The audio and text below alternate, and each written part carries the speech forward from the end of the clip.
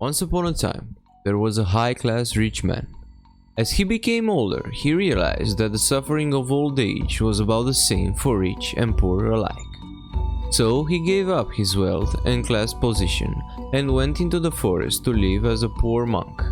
He practiced meditation and developed his mind.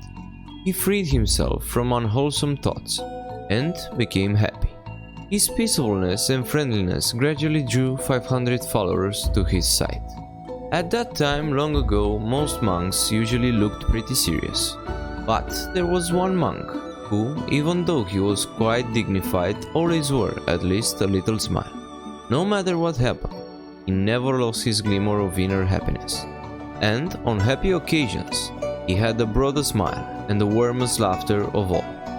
Sometimes monks, as well as others, would ask him why he was so happy, that he always wore a smile. He chuckled and said, "If I told you, you wouldn't believe me. And if you thought I spoke a lie, it would be a dishonor to my master." The wise old master knew the source of the happiness that could not be wiped from his face. He made this happy monk his #1 assistant. One year after the rainy season, the old monk and his 500 followers went to the city. The king permitted them to live in his pleasure garden for the springtime. This king was a good man. He tried to protect the people from danger and increase their prosperity and welfare. Sometimes his wife fought for his attention and for the advancement of their sons. Occasionally, a dissatisfied subject even threatened the life of the king himself. And, of course, he had to worry constantly about the finances of the kingdom.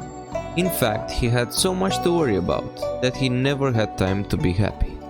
As summer approached, he learned that the monks were preparing to return to the forest. Considering the health and welfare of the old leader, the king went to him and said, "Your Reverence, you are now very old and weak. What good does it do to go back to the forest? You can send your followers back while you remain here." The chief monk then called his #1 assistant to him and said, "You are now to be the leader of the other monks while you all live in the forest, as I am too old and weak. I will remain here as offered by the king." So the 500 returned to the forest and the old one remained. The #1 assistant continued practicing meditation in the forest. He gained so much wisdom and peace that he became even happier than before. He missed the master and wanted to share his happiness with him, so he returned to the city for a visit. When he arrived, they didn't speak very much, but every so often, the #1 assistant would say, "What happiness! Oh, what happiness!" Then the king came to visit. He paid his respects to the chief monk. However, the one from the forest just kept saying, "What happiness! Oh, what happiness!" He did not even stop to greet the king and show proper respect. This disturbed him, and he thought, "With all my worries, as busy I am looking after the kingdom, I take time out for a visit, and this monk does not respect me enough to even recognize me. How insulting." He said to the senior of the two monks, "Venerable sir, this monk must be stupid from overeating. That must be why he is so full of happiness. Does he lie around here so lazy all the time?" The head monk replied, "Oh king, have patience, and I will tell you the source of his happiness. Not many know it. He was once a king, just as rich and mighty as you. Then he became a monk and gave up his kingly life. Now he thinks his old happiness was nothing compared to his present joy. He used to be surrounded by armed men who guarded and protected him. Now, sitting alone in the forest, with nothing to fear, he has no need for armed guards. He has given up the burden of worrying about wealth that has to be protected. Instead, free of the worry of wealth and the fear of power, his wisdom protects himself and others." The king understood at once. Hearing the story of the happy monk made him feel at peace. He stayed for a while and received advice from both of them. Then he honored them and returned to the palace.